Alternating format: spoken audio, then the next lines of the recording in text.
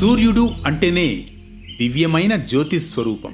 అగ్నిలాంటి ప్రచండ కిరణ స్పర్శ, ప్రజ్వరిల్లే ఉష్ణం. అలాంటిది సూర్యకుండ అంటేనే ఊహకు అందకుండా ఉంటుంది కదూ. అంటే జలాన్ని ఆవిరి చేసే శక్తి సూర్యుడికుంది. అటువంటప్పుడు అక్కడ జలానికి మనుగడే ఉండకూడదు కదా.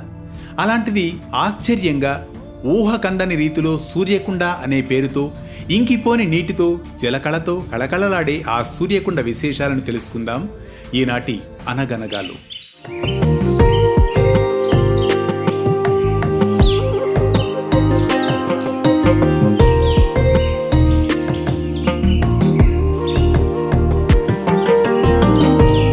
అనగనగా క్రీస్తు శకం 1026వ సంవత్సరంలోని రోజులవి. ఆ సమయంలో గుజరాత్ రాష్ట్రంలోని సోలంకి సూర్యరాజ వంశీయులు భీముడు మోదెరా అనే రాజు శ్రీ సూర్య భగవానుడి ఆలయాన్ని నిర్మించారట. సోలంకి రాజవంశీయులు సూర్యారాధకులు. వీరు ప్రజలకు చక్కటి పరిపాలన అందించడంతో పాటు సంస్కృతి సంప్రదాయాలకు అత్యంత ప్రాధాన్యమిచ్చేవారని చెబుతారు. ఈ ఆలయ ప్రస్తావన బ్రహ్మపురాణంలోనూ ప్రస్తావించబడిందట. ఎంతో భక్తి ప్రపత్తులతో ఆగమాలను అనుసరించి వాస్తు నిర్మాణ శైలిని అవలంబించి ఆ కాలంలో మోదెరా సూర్య భగవానుడి ఆలయాన్ని నిర్మించారు. ఈ ఆలయ నిర్మాణంలో కట్టడాలు మొదలుకొని శిల్పశైలి అద్భుతాలు అచ్చెరు ఉందుతాయి. ఈ సూర్య దేవాలయంలో సూర్యుని కొలమానం నుంచి రామాయణం వరకు ఎన్నో విశేషాలు స్పష్టంగా కనిపిస్తాయి. అంతేకాదు, ఈ ఆలయ నిర్మాణంలో ఎక్కడా సున్నం వినియోగించకపోవడం మరో ప్రత్యేకత. పుష్పవతి నదీ తీరాన ఉండే ఈ దేవాలయంలో సూర్యకుండ దివ్యంగా కనిపిస్తుంది. ఇందులో నీరు ఎప్పటికీ ఎండిపోదు.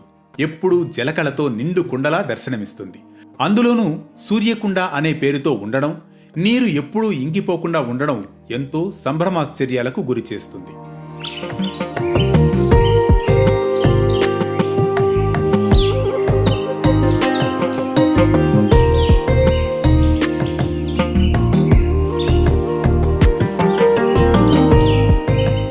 ఇందులో సోలంకి సూర్యరాజ వంశీయులు అనుసరించిన ఆగమ వాస్తుశాస్త్ర నిర్మాణ శైలి ఓ ప్రత్యేకతగా చెబుతారు.